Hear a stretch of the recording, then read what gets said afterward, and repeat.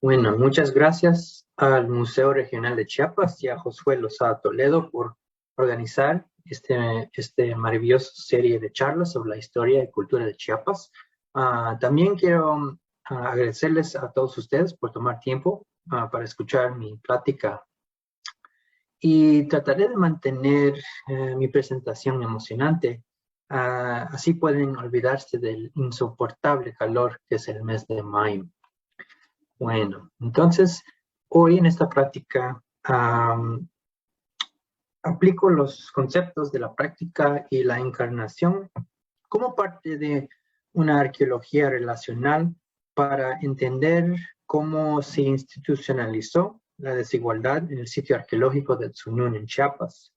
La comunidad de Tzunún fue habitada por los mayas principalmente durante el periodo posclásico tardío hasta el periodo colonial temprano. El sitio también es fuertemente fortificado con viviendas y otras estructuras que se agrupan alrededor de los picos en la topografía local. Yo argumento que los antiguos habitantes de Tzunún trabajaron con su entorno local para formar capa tras capa de defensa que a su vez promovía la desigualdad social. Dentro de un asentamiento fuertemente fortificado, las élites ocuparon el terreno más alto y mejor defendido, mientras exponían al resto de la población a mayores niveles de violencia. Estos diferentes niveles de protección inscribieron la desigualdad en el paisaje y lo perpetuaron a lo largo de generaciones.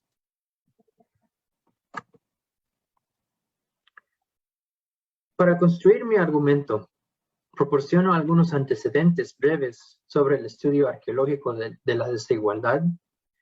A continuación, describo mi enfoque relacional para el estudio de la práctica marcial con paisajes y encarnación. Luego, profundizo en el caso de estudio de Tzunún en Chiapas. El estudio de la desigualdad socioeconómica ha sido un elemento básico de la arqueología. B. Gordon Childe destacó a principios del siglo XX que al comprender o entender los patrones en la producción y distribución de artefactos y estructuras, podemos pintar una imagen de la organización socioeconómica del pasado.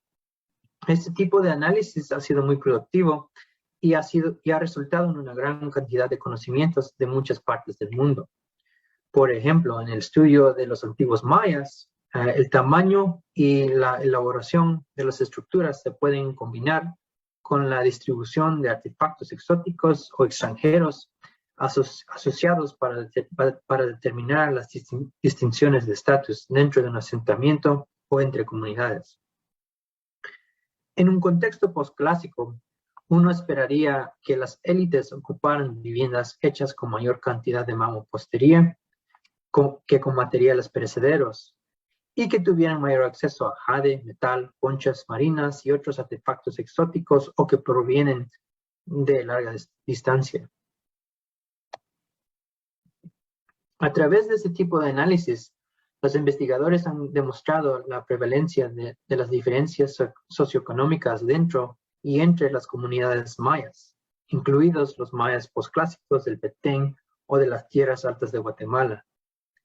En este trabajo se destaca, entre otros, la importancia de conectar la geografía sagrada y la cosmología con el análisis socioeconómico para entender la desigualdad en el pasado. Comenzando en el periodo formativo y continuando en periodos posteriores, el acceso y la comunicación con las vitalidades convergentes de ciertos lugares, como las montañas y las cimas de montañas. Estas vitalidades fueron parte integral de la creación y mantenimiento de las distinciones de estatus adentro de las comunidades mesoamericanas.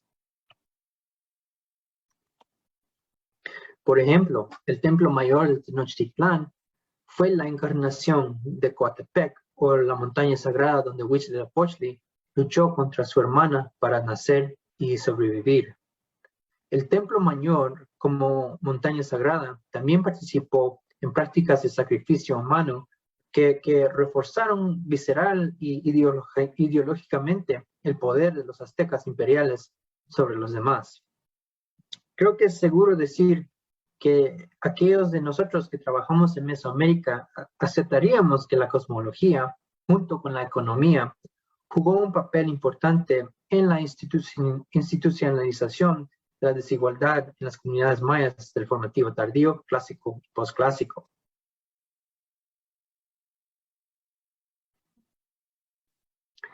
Mi investigación se basa en dos elementos básicos de la arqueología mesoamericana: el análisis socioeconómico de la arquitectura y los artefactos, el estudio de la geografía sagrada y los paisajes cosmológicos, y agrega un tercer elemento: la práctica marcial. En decir práctica marcial me refiero al estudio de cómo la gente del pasado hizo la guerra. Como destacamos Justin Bracken y yo en una próxima sección especial de la revista Ancient Mesoamerica, son críticas para el estudio de la práctica marcial las preguntas sobre cómo los mayas del pasado se prepararon y participaron en el combate, lo que necesariamente implica un análisis del paisaje.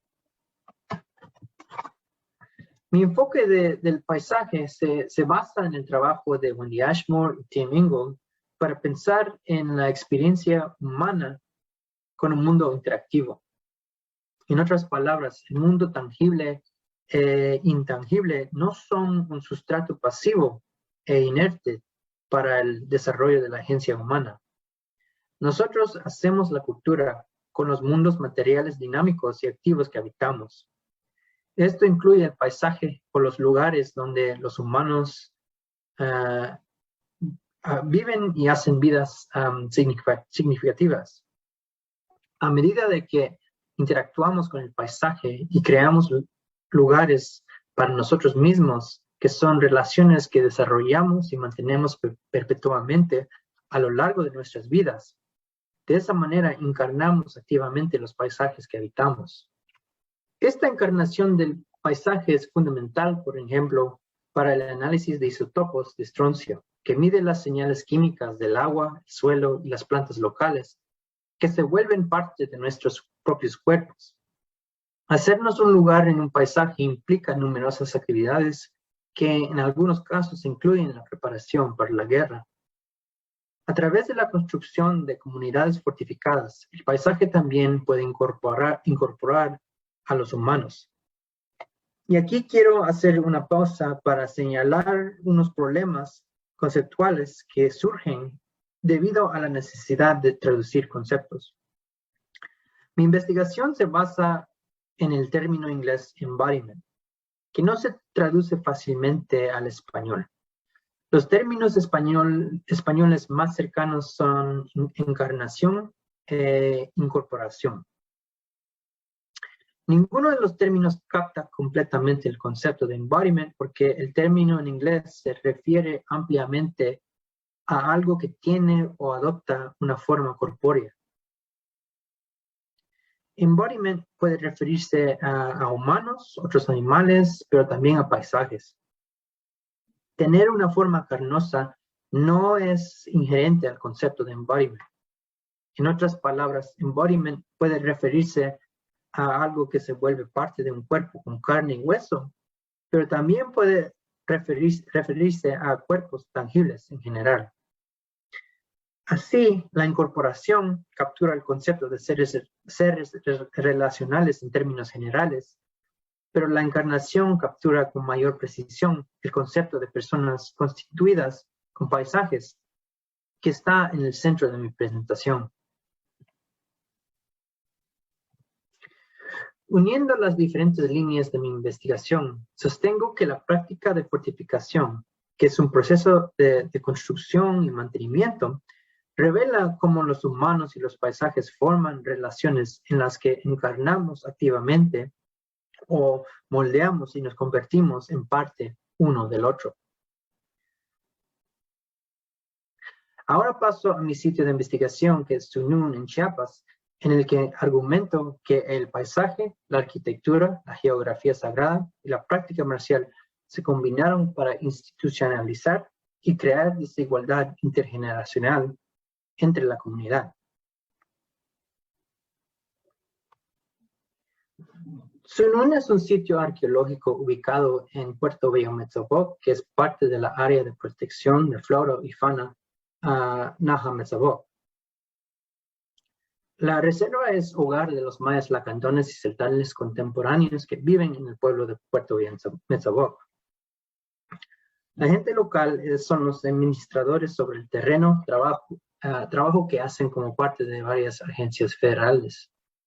Igualmente, los mayas de Metzovoc son colaboradores en todo mi trabajo de campo arqueológico.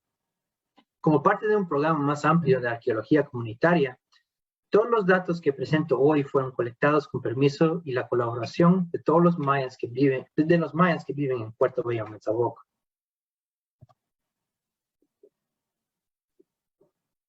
Sunun tiene algunas cualidades importantes que lo convierten en un lugar donde los mayas del pasado construyeron una comunidad fortificada.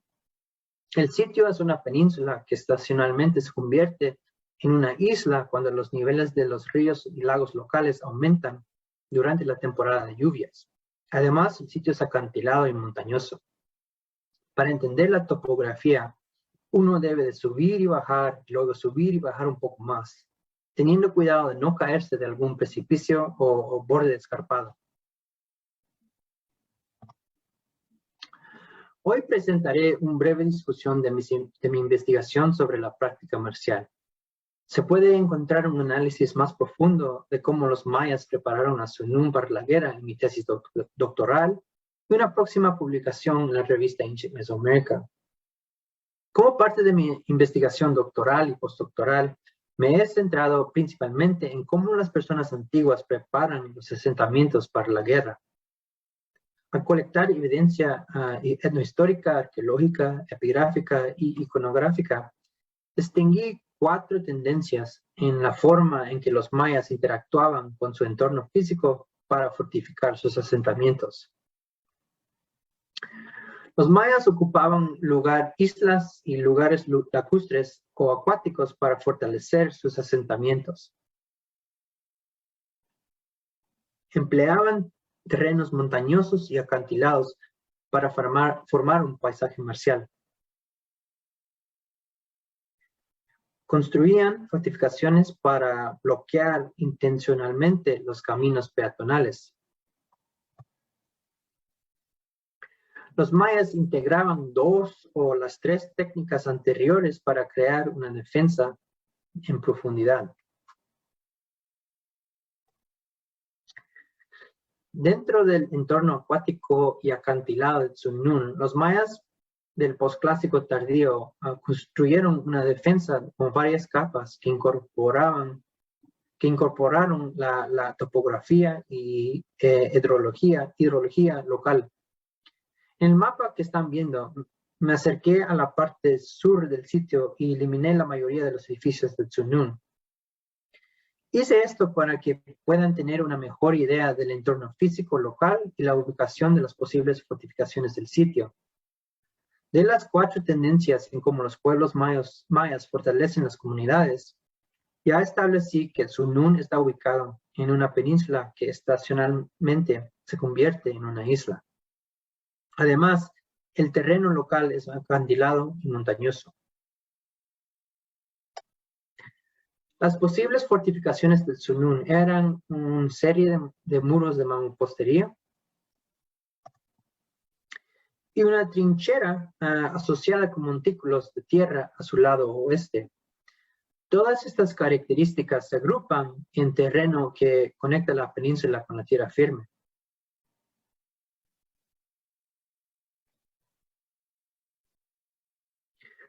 La colección de la cerámica a través de la excavación reveló que las posibles fortificaciones de mampostería de Sunun se construyeron durante el posclásico tardío y periodo colonial temprano.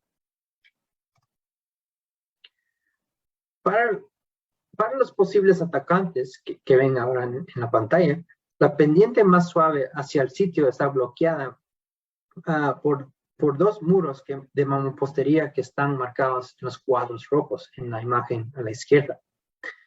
El camino Este camino que está bloqueado es un corredor angosto flanqueado por dos crestas que actualmente utilizan los mayas locales para patrullar la área protegida de Metzaboc. Si volvemos a mirar el mapa, pueden ver que el camino bloqueado es parte de una serie de paredes que corren a lo largo de una cresta. Esta serie de muros en la cresta contienen brechas. Ahora pueden estar pensando, ¿cómo podría una fortificación contener brechas? Y tomé esta pregunta en serio y investigué los espacios vacíos en los posibles muros de fortificación en Sunún. Estos espacios están marcados con círculos anaranjados. Las excavaciones revelaron secciones intactas de la pared y el levantamiento de superficie proporcionó evidencia de brechas no cubiertas con tierra. La falta de cobertura del suelo sugiere que las brechas o espacios vacíos se formaron recientemente. Por lo tanto, mis investigaciones revelaron que los muros fueron desmantelados, pues probablemente en varios episodios desde que el sitio fue abandonado. Las brechas son el resultado de procesos de formación arqueológicos, no de la falta de fortificaciones en el pasado. Sin embargo, nuestras investigaciones de una trinchera y montículos cercanos fueron ambiguas en términos de función marcial. La falta de artefactos y la forma U con poca profundidad de la trinchera sugieren que esta característica se formó a través del movimiento natural del agua. El análisis en curso de los datos colectados como parte de mi trabajo postdoctoral ha brindado algunas pistas sobre la trinchera y los montículos asociados, que tal vez se construyeron intencionalmente para agregar a las defensas del sitio. Por ejemplo, esta área de la orilla lagunar que están viendo estaba estéril en términos de artefactos, a diferencia de la mayoría del resto de la orilla lacustre del Sunún, donde encontramos un montón de artefactos. Y si quieren saber más, no duden en preguntarme por correo electrónico.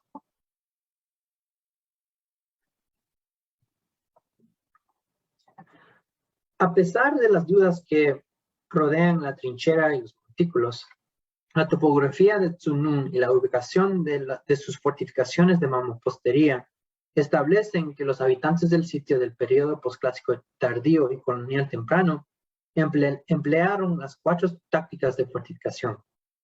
Por lo tanto, Sunún fue fortificado y el terreno acantilado y el entorno acuático del sitio fueron fundamentales en la implementación de la defensa en profundidad. Los guerreros tendrían que atacar durante la estación seca. De lo contrario, tendrían que participar en un asalto anfibio. La ruta terrestre hacia el sitio está bloqueada por múltiples muros de mampostería. Es posible que la trinchera y los montículos se hayan agregado a las fortificaciones del sitio. Si se rompieran las barricadas del perímetro de Sunún, los atacantes tendrían que lidiar con un entorno físico montañoso y acantilado. Dentro de este paisaje montañoso, el terreno más alto proporcionaba más capas de protección. Y este punto me lleva a mi argumento sobre la desigualdad y la geografía sagrada. Durante el posclásico tardío y el periodo colonial temprano, el pico más alto del sitio desempeñó un papel importante en la configuración de la vida social en Sunún. Las excavaciones en la cumbre revelaron evidencias de un grupo arquitectónico que formó el corazón político-administrativo de la comunidad. En este grupo, la arquitectura del pico está orientada hacia un templo. Y es lo que ven en la imagen en la derecha. He marcado la orientación del pico más alto con un templo con la línea roja.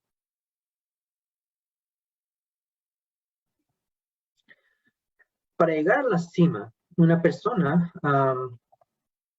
tendría que subir las escaleras que conducen a un edificio y una plataforma que probablemente restringían el acceso a la cima. En la cima hay un edificio de 3 metros de altura compuesto principalmente de piedra caliza. Según el levantamiento de la superficie, solo el grupo de templo debajo de la cumbre contiene un edificio de mampostería más alto que la arquitectura que encontramos en la cima. Nuestras excavaciones revelaron que para construir el edificio de 3 metros de altura, los habitantes de Tsunun nivelaron el pico. Las excavaciones del pico también revelaron una falta general de artefactos. La limpieza de esta área es una línea de evidencia para apoyar que el pico fue un área público-administrativa. Con base en evidencia epigráfica, iconográfica y varias otras líneas de evidencia de todo el área maya, sabemos que el control y la protección de templos era vital para el mantenimiento del estatus de élite. Volviendo a Tsunun, la falta general de artefactos en la cima, junto con la alineación del edificio de 3 metros de altura y un templo, proporcionan evidencia de que el pico más alto del sitio sirvió como un espacio privado para la administración política y el ritual de la élite. Desde la cima del sitio, las élites, tal vez los gobernantes, podían contemplar las actividades que ocurrían en el grupo del templo más abajo de la cima. Tsunun también estaba socialmente estratificado en términos de riqueza material. En el segundo pico más alto del sitio, ubicado al oeste de la cima que acabo de mencionar, los mayas locales y yo mapeamos grandes plataformas basales hechas de mampostería que juntas formaban un grupo de patio. Las excavaciones revelaron grandes cantidades y variedades de artefactos, incluidos elementos de alto estatus como metal, piedra verde y conchas marinas. Un muestreo adicional de viviendas alrededor de este grupo apical reveló ocupaciones de estatus variable.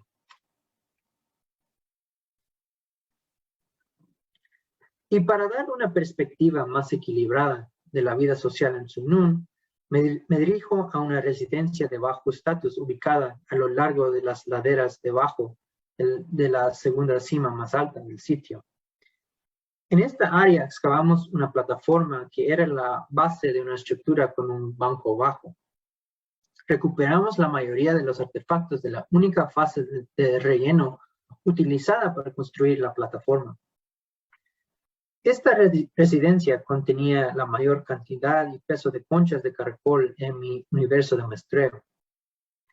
Las conchas de caracol representan restos de lo que comían los mayas antiguos. El edificio y la plataforma tenían una función doméstica porque descubrimos una piedra de moler y artefactos domésticos cotidianos durante las excavaciones.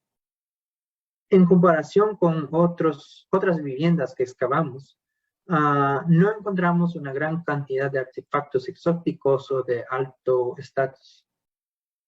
La escasez de estos elementos corrobora que excavamos una residencia de bajo estatus. En términos de estatus, las demás viviendas que muestré se encontraban en algún lugar entre esta residencia de bajo estatus y las ocupaciones de alto estatus en los picos. Es decir, que encontramos un rango de estatus en el sitio.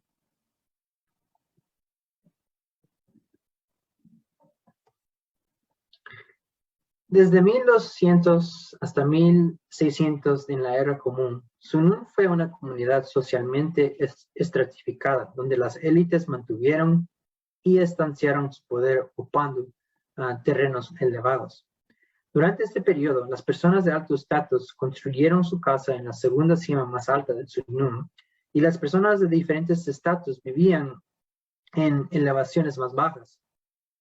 Los habitantes de Tsunun también nivelaron el pico más alto del sitio para construir el corazón político administrativo de la comunidad. Por lo tanto, los hallazgos de dos grupos apicales revelan evidencia de ocupación de alto estatus en las cumbres. Al vivir en los picos, no solo canalizaban las poderosas asociaciones cosmológicas de las montañas y las cimas de las montañas, sino que también ocupaban el terreno mejor defendido de la comunidad. Ahora, junto todas mis líneas de evidencia. Durante el posclásico tardío y el periodo colonial temprano, Sunun fue fortificado de acuerdo con los principios de defensa en profundidad. Los habitantes del sitio trabajaron con el paisaje local, uniendo el terreno, la hidrología y la arquitectura marcial para hacer capas para demorar y detener un ataque.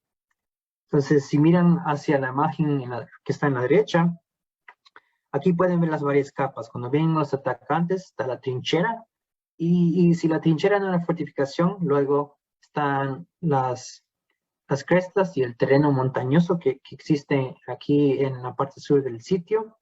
Y el único camino el camino más suave para entrar al sitio está bloqueado por muros. Y aquí también hay muros para atacar a los que están entrando al sitio. Entre este paisaje táctico, el terreno más alto brindaba la mayor protección. Dada su ventaja táctica, las élites ocuparon el terreno más alto y protegido. El pico más alto del sitio es un lugar de administración ritual y política. Las estructuras más grandes en la cumbre, la estructura más grande en la cumbre está orientada físicamente hacia un grupo de templos que juntos denotan un paisaje ritual. La investigación de la segunda cima más alta también reveló una ocupación de alto estatus en la cima. La desigualdad en el sitio se institucionaliza a través de diferentes niveles de protección.